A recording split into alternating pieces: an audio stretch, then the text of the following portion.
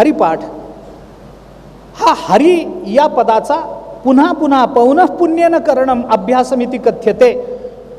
पाठ या शब्दामधून अभ्यासही कळतो आणि पाठ या शब्दातून उपासनाही कळते.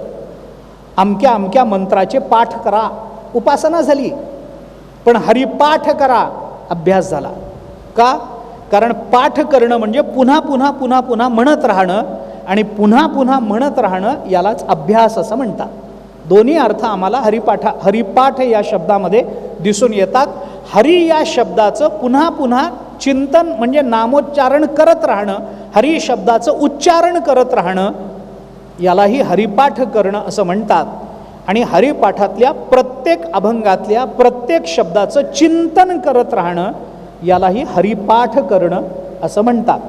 आपण घरी करू तो हरिपाठ असेल, आणि आपण 3 दिवसात इथं जे बघू तो हरिपाठच असेल, पण तो अभ्यास असेल.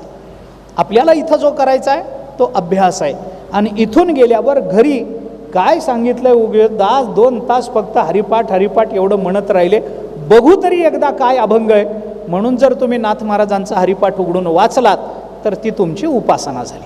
उपासना आणि अभ्यास या दोन्ही अर्थाने हरिपाठाचा विचार नाथ महाराजांनी आपल्याला सांगितलेला दिसून येतो.